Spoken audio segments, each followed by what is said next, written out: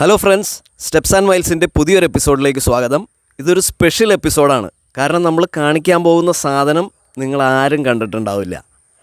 അപ്പോൾ നമ്മൾക്കിടയിൽ നമ്മളോടൊപ്പം വ്യത്യസ്തമായ ചിന്താരീതികളും ആശയങ്ങളുമായി ജീവിക്കുന്ന ചിലരുണ്ടാവും. അത്തരത്തിലൊരാളെ ഞാനിവിടെ പരിചയപ്പെടുത്താൻ പോവുകയാണ്.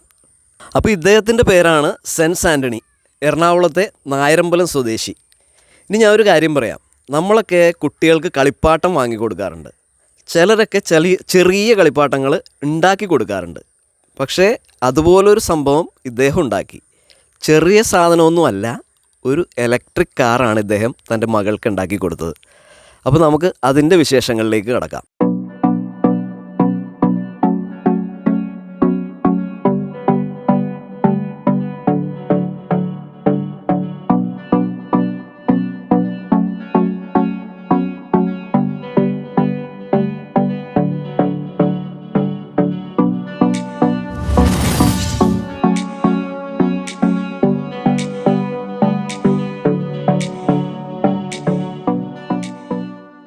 അപ്പോൾ ഇതാണ് ആ വണ്ടി.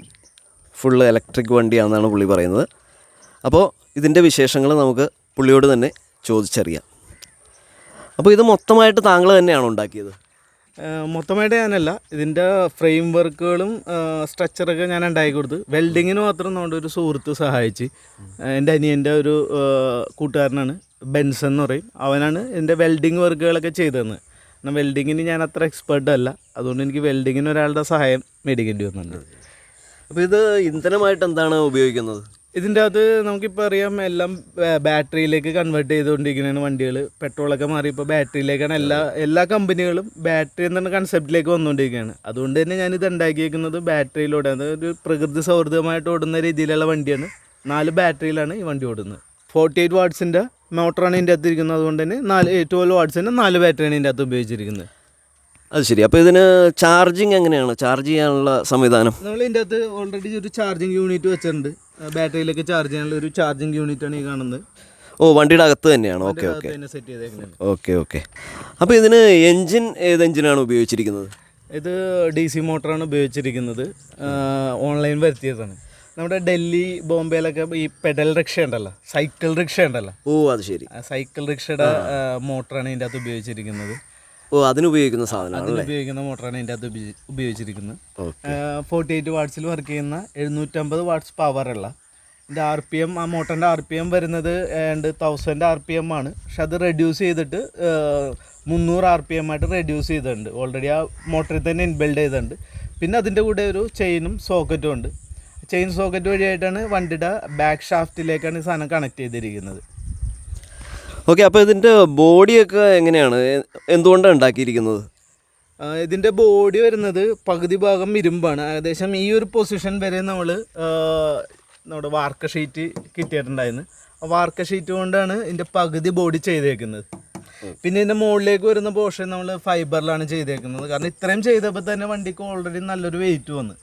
പിന്നെ ഈ മുകളിലേക്ക് വരികയാണെങ്കിൽ അതിലും കൂടുതൽ, ഏകദേശം 5 വാർക്ക ഷീറ്റോളം നമുക്ക് ഈ പകുതി ബോഡിക്ക് വേണ്ടി ചിലവായിട്ടുണ്ട്. ഓ, അത് ശരി. അപ്പോൾ ഇവിടെ അടിഭാഗം ഇരുമ്പും മുകളിൽ ഫൈബറും ആണല്ലേ? ഫൈബറാണ് വന്നേക്കുന്നത്. Okay okay. അപ്പോൾ ഇതിൻ്റെ ഗ്ലാസ് വന്നിട്ട് നമ്മൾ പോളികാർബൺ ഗ്ലാസ് ആണ് ഉപയോഗിച്ചിരിക്കുന്നത്. സാധാരണ നമ്മൾ വീടുകളിലൊക്കെ ഉപയോഗിക്കുന്ന പോളികാർബൺ ഗ്ലാസ് മേടിച്ച് 6mm ഗ്ലാസ്സാണ് ഉപയോഗിച്ചിരിക്കുന്നത്. അത് ബെൻഡ് ചെയ്തെടുത്തേക്കുന്നതാണ്. ഓക്കെ. അപ്പോൾ മൊത്തം പുള്ളിയുടെ തന്നെ ഐഡിയ ആണ്, ഇൻഡിജീനിയസ് കൺസ്ട്രക്ഷനാണ് ഫുള്ള്. എത്ര നാളുകൊണ്ടാണ് ഇത് മൊത്തത്തിൽ ഉണ്ടാക്കി കഴിഞ്ഞത്? ഇത് ശരിക്കും പറഞ്ഞു കഴിഞ്ഞാൽ ഒരു ലോക്ക്ഡൗൺ വണ്ടി എന്ന് പറയാം. കാരണം നാച്ചുറലി നമ്മളങ്ങനെ വീട്ടിലായി നിൽക്കാറില്ല, എപ്പോഴും കറക്കമാണ്. പക്ഷേ ലോക്ക്ഡൗൺ സ്റ്റാർട്ട് ചെയ്തപ്പോഴാണ് ശരിക്കും ഈ ഒരു കൺസെപ്റ്റിലേക്ക് വന്നത്. കാരണം ഒരു 10-45 ദിവസം നമ്മൾ ലോക്ക്ഡൗൺ ആദ്യം പ്രഖ്യാപിച്ചത്. ഈ 45 ദിവസം എന്ത് ചെയ്യുമോ എന്നുള്ളൊരു ആലോചനയിലാണ് ഇതിലേക്ക് വന്നത്. ഇത് ഏകദേശം നമ്മൾ സ്റ്റാർട്ട് ചെയ്തത് മാർച്ച് ഒരു പകുതിയോടുകൂടിയാണ് വണ്ടിയുടെ പണി സ്റ്റാർട്ട് ചെയ്തത്. പക്ഷെ ആദ്യം ഈ സാധനം സ്റ്റാർട്ട് ചെയ്തതിന് ശേഷം നമുക്ക് കുറച്ച് സാധനങ്ങൾ കിട്ടാൻ വൈകി. ലോക്ക്ഡൗൺ ആയി കഴിഞ്ഞാൽ സാധനങ്ങളൊന്നും കിട്ടിയില്ല. പിന്നെ അത് കഴിഞ്ഞ് ലോക്ക്ഡൗൺ കഴിഞ്ഞ് സാധനം സ്റ്റാർട്ട് ചെയ്തപ്പോഴും കുറച്ച് ബുദ്ധിമുട്ടുണ്ടായിരുന്നു. കാരണം നമുക്ക് ഫണ്ട് ഇതിനു വേണ്ടി റോൾ ചെയ്യാനായിട്ട് ഒത്തിരി ബുദ്ധിമുട്ടുണ്ടായി. വർക്കുകളെല്ലാം പെൻഡിങ് ആയിരുന്നു. പക്ഷേ ഓൾറെഡി നല്ല സാമ്പത്തിക മാന്ദ്യം പോലെ തന്നെ എല്ലാ മേഖലയിലും ബാധിച്ചിരുന്നു. പിന്നെ ഇതിൻ്റെ കുറേ സാധനങ്ങൾ നമ്മൾ സ്ക്രാപ്പിൽ നിന്നാണ് എടുത്തത്. അത് ശരി. സ്ക്രാപ്പ് കാരണം പല വണ്ടികളുടെ സാധനങ്ങൾ കയറ്റിയേക്കുന്നതുകൊണ്ട് നമുക്ക് പല സ്ക്രാപ്പിൽ നിന്ന് എടുക്കേണ്ടി വന്നു. പലയിടത്തും ഉണ്ടായില്ല, ചിലയിടത്ത് ഈ സാധനം തുറന്നില്ല, ലോക്ക്ഡൗണൊക്കെ ചെയ്തുകൊണ്ട് കുറേ നാൾ തുറന്നില്ല, അങ്ങനെ കുറേ ബുദ്ധിമുട്ടുകൾ വന്നു. അപ്പോൾ ഇത് പല പാർട്സ് പല സ്ഥലത്തു നിന്ന് മിക്സായിട്ട് വാങ്ങിയിട്ടാണ് പുള്ളി ഉണ്ടാക്കിയിട്ടുള്ളത്. അപ്പോൾ ഇതിന് ഒരു ഉദ്ദേശം എത്ര കോസ്റ്റ് വന്നു കാണും? ഇതിപ്പോൾ എനിക്ക് കോസ്റ്റായിട്ടൊരു 30,000 രൂപയാണ് കോസ്റ്റായിട്ട് ചിലവായേക്കണം. പക്ഷേ അതല്ല ഇതിൻ്റെ എക്സാക്ട് കോസ്റ്റ്. കാരണം ഇതിൻ്റെ കുറേ സാധനങ്ങൾ പലരും എനിക്ക് തന്നതാണ്. ഇതിൻ്റെ ടയറുകൾ പലരും എനിക്ക് അവരുടെ വണ്ടികളിലെ മാറ്റിയ ടയറുകളും അങ്ങനെയുള്ള പഴയ വണ്ടികളുടെ ടയറുകൾ കുറച്ച് കൂട്ടുകാരന്മാർ തന്നതാണ്. പിന്നെ ഇതിൻ്റെ ഷീറ്റ് വന്നിട്ട് എൻ്റെ അമ്മയുടെ അനിയത്തി തന്നാണ്. കാരണം അവർക്ക് വാർക്ക സെറ്റ് ഉണ്ടായിരുന്നു. അപ്പോൾ ആ വാർക്ക സെറ്റിന് ഉപയോഗിച്ചിരുന്ന ഷീറ്റ് അമ്മയുടെ അനിയത്തി തന്ന്. അങ്ങനെയാണ് 5 ഷീറ്റ് എനിക്ക് ഇതിന്. അപ്പോൾ ആ ഷീറ്റിൻ്റെ ചിലവ് എനിക്ക് കുറയ്ക്കാൻ പറ്റി. അപ്പോൾ ഇതിന് ടയറായിട്ട് എന്താണ് ഉപയോഗിച്ചിരിക്കുന്നത്? ഇതിൻ്റെ ടയറായിട്ട് ഉപയോഗിച്ചിരിക്കുന്നത് നമ്മുടെ ആക്റ്റീവയുടെ വീലാണ്. ഇതിൻ്റെ ഫ്രണ്ട് വീലും ബാക്ക് വീലും സെറ്റ് ചെയ്തേക്കുന്നത്. ആക്റ്റീവയുടെ ബാക്ക് വീൽ സെറ്റാണ് മൊത്തം ചെയ്തേക്കുന്നത്. അതിൻ്റെ ഷാഫ്റ്റ് അടക്കം ആക്റ്റീവയുടെയാണ്. ഓക്കെ. അപ്പോൾ ഇത് ഇങ്ങനെ ഒരു സംഭവം ഉണ്ടാക്കാനായിട്ട് എന്തെങ്കിലും ഒരു സ്കെച്ചോ അങ്ങനെ എന്തെങ്കിലും വരച്ചായിരുന്നോ? ആദ്യം ഒരു റഫായിട്ടൊരു സ്കെച്ച്. കാരണം ഈ ഒരു വണ്ടി ഇതേ രീതിയിലല്ല ആദ്യം ഉണ്ടാക്കാമെന്ന് ഉദ്ദേശിച്ചത്. ഒരു പകുതി വരുന്ന ഒരു ഇത്ര ഹൈറ്റ് വരുന്ന ഒരു ജീപ്പ് എന്നുള്ള രീതിയിലാണ് ആദ്യം ഇത് ഞാൻ വരച്ചത്. ഓക്കെ. പിന്നെ ജീപ്പ് അത് ഉണ്ടാക്കി കഴിഞ്ഞപ്പോഴേക്കും സമയം കൂടുതൽ കിട്ടിയതുകൊണ്ട് തന്നെ അന്നത് മുകളിലേക്ക് ഉണ്ടാക്കാമെന്ന് കരുതിയാണ് പിന്നെ ഈ ഒരു ഷേപ്പിലേക്ക് ആയത്. ആദ്യം ഇതായിരുന്നില്ല വണ്ടിയുടെ ഷേപ്പ്, ഒരു ചെറിയ ജീപ്പ് എന്നുള്ള രീതിയിൽ ഉണ്ടാക്കാമെന്ന് ഉദ്ദേശിച്ചത്. അതായത് കുട്ടികളുടെ കളിപ്പാട്ടം പോലെ അല്ലേ? ഓക്കെ. അപ്പോൾ ഇത് നമുക്ക് എന്താ പറയുക, ഇത് എത്ര നാൾ മുമ്പാണ് ഇങ്ങനെ ഒരു ആശയം മനസ്സിലേക്ക് വന്നത്? ആശയം എന്ന് പറഞ്ഞു കഴിഞ്ഞ് കഴിഞ്ഞാൽ ഇത് ശരിക്കും പറഞ്ഞാൽ എന്തെങ്കിലുമൊക്കെ ചെയ്യണം എന്നുള്ള ആഗ്രഹമുള്ള കൂട്ടത്തിലാണ്. എന്തെങ്കിലുമായിട്ട് ഇങ്ങനെ ചെയ്തുകൊണ്ടിരിക്കും.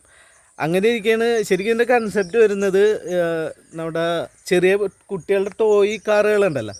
അപ്പോൾ ഒരു കടയിൽ കയറിയപ്പോഴേക്കും മകൾക്ക് ഈ സാധനം ആ ടോയ് കാർ വേണമെന്ന് പറഞ്ഞു. അന്നേരത്തെ സിറ്റുവേഷനിൽ നമുക്കത് മേടിച്ചു കൊടുക്കാൻ സാധിച്ചില്ല. പക്ഷേ മകളായതുകൊണ്ട് തന്നെ അവൾ പെട്ടെന്ന് വളർന്നു, പെട്ടെന്ന് ഹൈറ്റ് കൂടുതൽ വെച്ചു പോയി. അപ്പോൾ അവൾക്ക് ആ ചെറിയ വണ്ടികളൊന്നും ഉപയോഗിക്കാൻ പറ്റുന്നില്ല. അങ്ങനെയാണ്. അപ്പോൾ എന്നാൽ പിന്നെ എന്തുകൊണ്ട് നമുക്കായിട്ട് തന്നെ അവളുടെ ഹൈറ്റിനൊപ്പിച്ചൊരു വണ്ടി ഉണ്ടാക്കാം എന്നുള്ളൊരു കൺസെപ്റ്റ് നേരത്തെ ഉണ്ട്. പക്ഷെ അത് ലോക്ക്ഡൗണിലാണ് പൂർത്തീകരിക്കാൻ പറ്റിയത്. അപ്പോൾ അതാണ് ഇതിൻ്റെ ഒരു സ്പാർക്ക് വന്നത് അവിടെയാണ്. വണ്ടിയുടെ വിലയിരുന്നില്ല അവിടെ പ്രശ്നം വന്നത്. കാരണം അവളുടെ സൈസിന് പറ്റിയ വണ്ടി ഉണ്ടായില്ല. അവളുടെ ഹൈറ്റിനൊപ്പം പറ്റുന്ന വണ്ടി ഉണ്ടായിരുന്നില്ല. ഓക്കെ. അപ്പോൾ ഇദ്ദേഹം എൻ്റെ ഒരു ബാല്യകാല സുഹൃത്തു കൂടിയാണ്, സർവോപരി എൻ്റെ അയൽവാസി കൂടിയാണ്. അപ്പോൾ പണ്ട് തൊട്ടേ എനിക്ക് ഇദ്ദേഹത്തെ അറിയാം. അപ്പോൾ നല്ലൊരു അധ്വാനിയാണ്, ഇതുപോലുള്ള ഐഡിയാസ് ഒരുപാടുള്ളൊരു മനുഷ്യനാണ്. അപ്പോൾ ഇദ്ദേഹത്തെക്കുറിച്ച് ഇദ്ദേഹത്തിൻ്റെ സുഹൃത്തുക്കളോട് നമുക്കൊന്ന് അഭിപ്രായം ചോദിക്കാം. അതിപ്പോൾ സായൂജ് എൻ്റെ കൂട്ടുകാരനാണ്. അപ്പോൾ സെൻസ് ബാല്യകാലം മുതൽ ഞങ്ങൾ ഒരുമിച്ച് കളിച്ച് വളർന്ന ആൾക്കാരാണ്. അപ്പോൾ എപ്പോൾ നോക്കിയാലും എൻ്റെ വീട്ടിൽ ചെന്ന് കഴിഞ്ഞാൽ ഇവൻ എന്തെങ്കിലുമൊക്കെ ഇങ്ങനെ ഉണ്ടായിക്കൊണ്ടിരിക്കും. അപ്പോൾ നമ്മളിപ്പോൾ ഒരു സാധനം ചോദിച്ചു കഴിഞ്ഞാൽ അവനതിൻ്റെ ഐഡിയ മുഴുവൻ പറഞ്ഞു തന്ന് എല്ലാം. നമ്മളിപ്പോൾ കളിക്കാൻ പോലും വിളിച്ചവൻ വരില്ല. അവൻ വെറുതെ വീട്ടിൽ നിന്ന് എന്തെങ്കിലുമൊക്കെ ഇങ്ങനെ കളിക്കോപ്പുകൾ അങ്ങനെ എന്തെങ്കിലും കളിപ്പാട്ടങ്ങൾ അങ്ങനെ എന്തെങ്കിലുമൊക്കെ ഉണ്ടാക്കിക്കൊണ്ടിരിക്കും. ഇവന് ഇത്രയും നല്ല സെറ്റപ്പായിട്ട് ഈ സാധനം ഉണ്ടാക്കിയപ്പോൾ എനിക്ക് അത്ഭുതം തോന്നുന്നു. ഇവന് ഇത്ര നല്ല കഴിവ് അന്ന് തുടങ്ങി ഉണ്ടായിരുന്നതാണ്. പക്ഷേ നമുക്കത് പുറത്തു കൊണ്ടുവരാൻ പറ്റില്ല. ഇപ്പോൾ അവനത് ഭംഗിയാക്കി ചെയ്ത് അതിൽ ഞാൻ അപ്രീഷിയേറ്റ് ചെയ്യുന്നു സെൻസ്. അപ്പോൾ നമുക്കിതിൻ്റെ ഉള്ളിലെ സൗകര്യങ്ങളൊക്കെ ഒന്ന് കാണാം വിശദമായിട്ട്. പുള്ളി തന്നെ എക്സ്പ്ലെയിൻ ചെയ്തു തരും. ഇതിൻ്റെ ഉള്ളിലെ കാര്യങ്ങൾ വന്നിട്ട് നമുക്ക് ആദ്യം തന്നെ കാണേണ്ടത് സ്റ്റിയറിംഗ് ആണ്. സ്റ്റിയറിംഗ് വന്നിട്ട് നമ്മളുടെ ഒരു ഇൻഡിക്കയുടെ സ്റ്റിയറിംഗ് ആണ് ഇതിൻ്റെ അകത്ത് ഉപയോഗിച്ചിരിക്കുന്നത്. ആ ഇൻഡിക്കയുടെ സെറ്റാണ് നമ്മൾ മൊത്തം ഉപയോഗിച്ചിരിക്കുന്നത്. അതിൻ്റെ വൈപ്പറിലാണ് നമ്മൾ റിവേഴ്സ് ഗിയർ സെറ്റ് ചെയ്തിരിക്കുന്നത്. ഈ സ്വിച്ചാണ് അതിൻ്റെ റിവേഴ്സ് ഗിയറായിട്ട് വരുന്നത്. ജസ്റ്റ് പ്രസ് ചെയ്താൽ മതി. സിഗ്നൽ മറിഞ്ഞും തിരിഞ്ഞും വരുന്നതുകൊണ്ടാണ് ഈ സ്വിച്ചിൽ കൺട്രോൾ ചെയ്തിരിക്കുന്നത്. പിന്നെ അതിൻ്റെ ഇൻഡിക്കേറ്റർ, ഹെഡ്ലൈറ്റ് ഇതെല്ലാം വരുന്നത് ഈ സാധാരണ നമ്മുടെ ഇൻഡിക്ക വണ്ടി എങ്ങനെയാണ് ഉപയോഗിക്കുന്നത് ആ രീതിയിൽ തന്നെയാണ് ഇൻഡിക്കേറ്ററും ലൈറ്റും കാര്യങ്ങളൊക്കെ സെറ്റ് ചെയ്തിട്ടേക്കുന്നത്. ഇതാണ് വണ്ടിയുടെ ഓൺ സ്വിച്ച്, കൺട്രോളിങ് സ്വിച്ച് എന്ന് പറയും. അത് ജസ്റ്റ് ഇതേപോലെ ഓൺ ചെയ്താൽ മതി, വണ്ടി ഓണായി. ശബ്ദമൊന്നുമില്ല. മോട്ടോർ നമ്മൾ ആക്സിലേറ്റർ കൊടുക്കുന്നത് അനുസരിച്ച് മോട്ടോർ വർക്ക് ചെയ്യുള്ളൂ, അല്ലാതെ ഇത് ഓൺ ചെയ്തെന്ന് വെച്ചാൽ മോട്ടറൊന്നും വർക്ക് ചെയ്യില്ല. പിന്നെ നമ്മൾക്ക് ഈ സാധനം ഒരു സേഫ്റ്റിക്ക് വേണ്ടി ഒരു ഇഗ്നേഷൻ സ്വിച്ച് വെച്ചിട്ടുണ്ട്. ഇതാണ് അതിൻ്റെ ഇഗ്നേഷൻ സ്വിച്ച് വരുന്നത്. നമ്മുടെ ആപ്പയുടെ ഇഗ്നേഷൻ സ്വിച്ചാണ് വെച്ചേക്കുന്നത്. സ്വിച്ച് ഓൺ ചെയ്യുക. ഇപ്പോഴും വണ്ടി മോട്ടർ റണ്ണിങ് അല്ല, നമ്മൾ ആക്സിലേറ്റർ കൊടുക്കുമ്പോൾ മാത്രം മോട്ടർ റണ്ണിങ് ആവുള്ളൂ. ഇതാണ് അതിൻ്റെ ബ്രേക്കായിട്ട് വരുന്നത്. ഇതാണ് അതിൻ്റെ ബ്രേക്ക്. ആക്സിലേറ്റർ ഇതാണ് നമ്മുടെ ഒമ്മിനിയുടെ ഒക്കെ ഒരു ആക്സിലേറ്ററാണ് ഇതിൻ്റെ അകത്ത് വെച്ചിരിക്കുന്നത്. ഇലക്ട്രിക് ബൈക്കിൻ്റെ ത്രോട്ടാണ് ഇതിൻ്റെ അകത്ത് സെറ്റ് ചെയ്തിരിക്കുന്നത്. ഇതിൽ നിന്ന് കേബിൾ വഴി ആ ത്രോട്ടിലേക്ക് കണക്ട് ചെയ്തിരിക്കുന്നതാണ്. നമുക്ക് ഇതിൻ്റെ ആവശ്യമില്ല, ഓൾറെഡി ഈ ഇലക്ട്രിക് കാറിൻ്റെ തന്നെ ത്രോട്ട് വരുന്നുണ്ട്.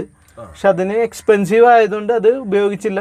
പകരം ഇത് ചെറിയ ചിലവ് കുറഞ്ഞ രീതിയിൽ ഈ ഒരു ചിലവ് കുറയ്ക്കാൻ വേണ്ടി ഈ ആക്സിലേറ്റർ വെച്ചേക്കുന്നതാണ്. അപ്പോൾ ഇതാണ് ഇതിൻ്റെ ചാർജിങ് സ്പോട്ടായിട്ട് വരുന്നത്. 48 വാട്ട്സ് ചാർജ് ചെയ്യുന്ന ചാർജിങ് സ്പോട്ടാണിത്. അപ്പോൾ എത്ര നേരം ചാർജ് ചെയ്യേണ്ടി വരും ഇത്? നിലവിൽ ഞാൻ വെച്ചിരിക്കുന്നത് 7Hന്റെ നമ്മുടെ UPS ബാറ്ററിയാണ്. കാരണം ഇതൊരു ട്രയൽ റണ്ണിന് വേണ്ടി ചെയ്തതാണ് UPS ബാറ്ററി. ഈ ബാറ്ററി വെച്ച് നമുക്കൊരു 3 കിലോമീറ്ററൊക്കെ ഉപയോഗിക്കാൻ പറ്റുള്ളൂ. പക്ഷെ ഇതൊരു ഇലക്ട്രിക് വെഹിക്കിളിൻ്റെ ബാറ്ററിയൊക്കെ വെക്കണമെങ്കിൽ നമുക്കൊരു 40 കിലോമീറ്റർ വരെയും മൈലേജിലേക്ക് എത്തിക്കാൻ പറ്റും. ഓക്കെ, അപ്പോൾ ഇത് ഒരു പരീക്ഷണം പോലെ ഉണ്ടാക്കിയിരിക്കുന്നതാണ് നിലവിൽ. അതുകൊണ്ടാണ് ഇത്രയും കുറഞ്ഞ മൈലേജ്. അപ്പോൾ നമ്മളൊരു വലിയ ബാറ്ററി മേടിച്ചു വെച്ചാൽ ഒരു 40-50 കിലോമീറ്റർ വരെ കിട്ടുമെന്നാണ്.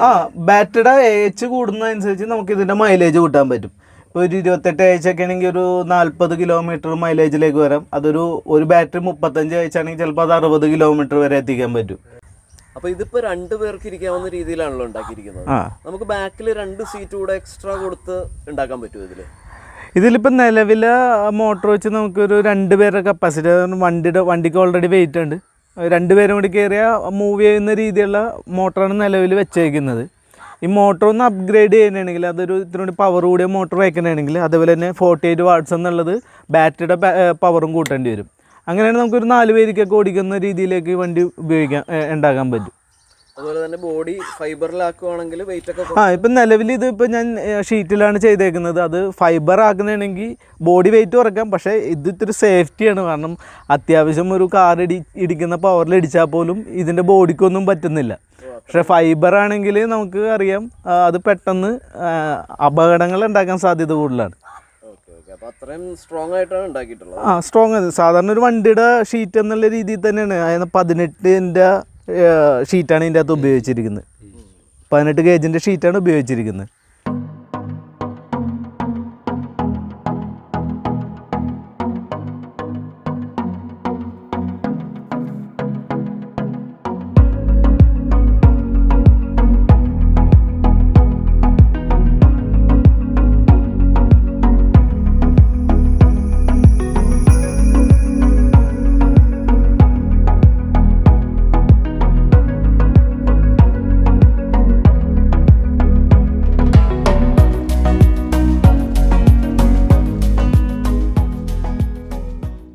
അപ്പോൾ ഇദ്ദേഹത്തിൻ്റെ ഫോൺ നമ്പർ ഞാൻ ഡിസ്ക്രിപ്ഷനിൽ കൊടുക്കുന്നുണ്ട്.